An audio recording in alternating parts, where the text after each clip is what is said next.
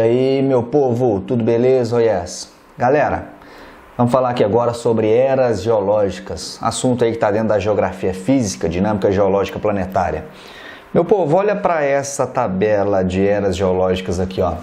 A maioria dos alunos, diria que até 100% deles, tem um preconceito muito grande em relação a esse assunto aqui, ó. Por quê? Porque é um assunto que envolve muitas palavras de origem diferente, né? Pouco comum aí no nosso dia a dia, no nosso português.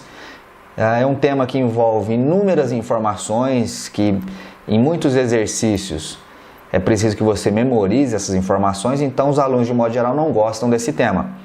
E aí, para tentar facilitar um pouco sua vida, é lógico que eu não vou pedir e exigir que você decore uma tabela de eras geológicas para se sair bem nas provas.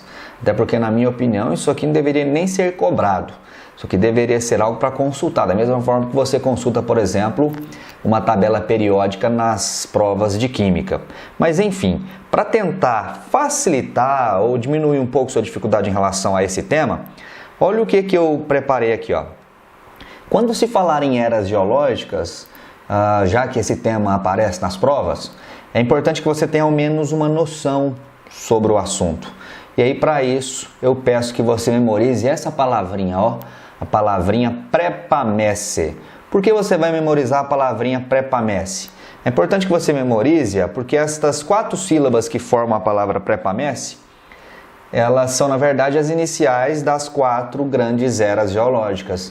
Pré de pré-cambriana, pá de paleozoica, me de mesozoica, C de cenozoica. Tranquilo?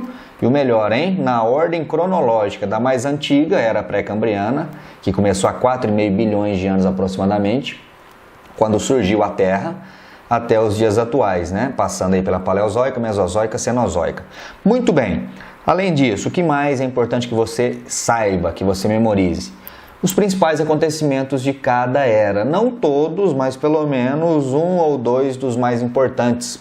Então, começando pela era pré-cambriana. Era pré-cambriana, galera, você vai lembrar de quê? Lembre-se que quando a Terra foi formada, há 4,5 bilhões de anos, o planeta mais se assemelhava a uma grande bola de fogo, uma bola de material incandescente. Toda a superfície planetária era coberta por magma. Não havia ainda rocha, não havia seres vivos. E por que não? Porque as temperaturas eram super elevadas. Nada no planeta era possível de ser encontrado, por exemplo, no estado sólido, pelo menos não nos primórdios.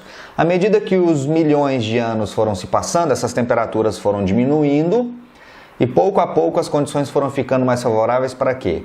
Para o surgimento das primeiras formas de vida.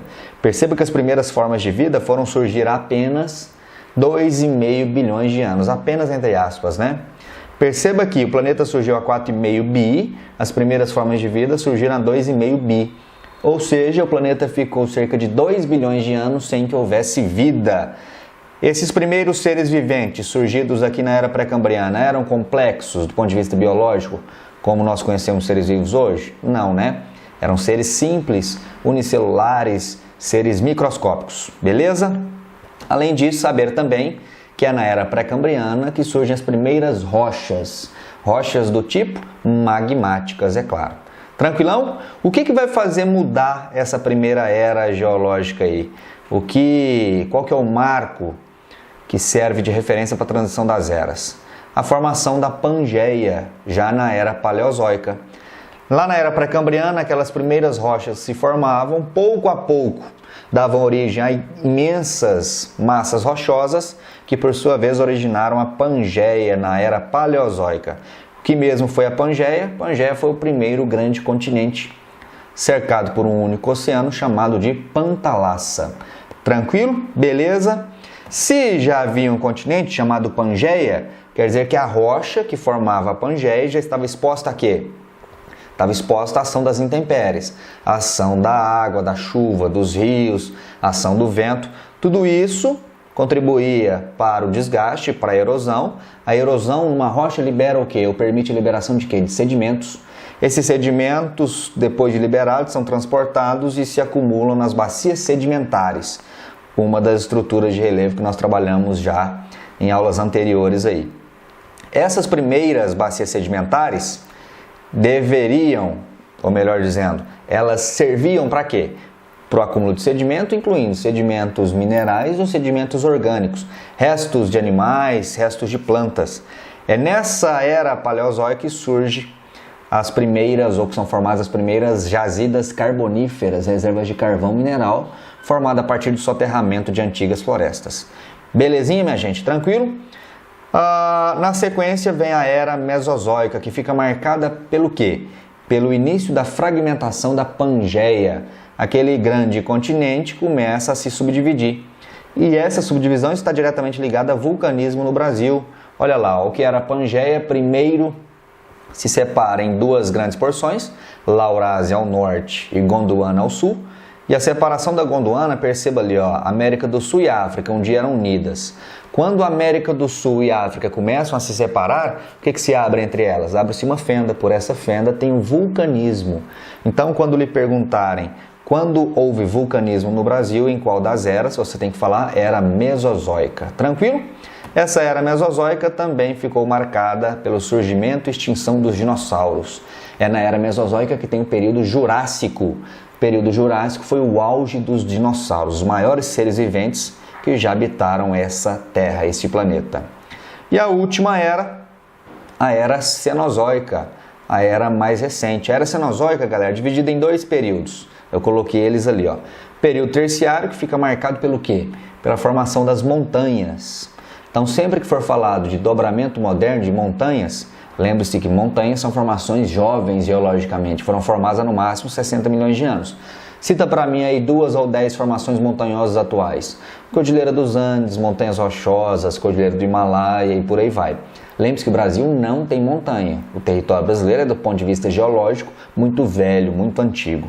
Além da formação das montanhas, no período quaternário, houve o surgimento da nossa espécie, surgimento do homem. Há mais ou menos aí 1 milhão de anos. Não há uma precisão de datas, porque a espécie humana, ela é, na verdade, uma espécie animal que, como qualquer outra, sofre um processo evolutivo, como sugere essa sequência de imagens aí, ó. Então, aproximadamente 3,5 milhões de anos surge lá o Australopithecus, um dos nossos ancestrais, que evolui para o Homo habilis. Na sequência vem o Homo erectus, Homo sapiens e há mais ou menos 35 mil anos o Homo sapiens sapiens, que é a nossa espécie propriamente dita. Belezinha, minha gente? Tranquilo? Então fica aí a dica para você memorizar essa palavrinha prepamece, porque ela será muito útil na hora que você tiver que resolver, que solucionar um exercício sobre eras geológicas.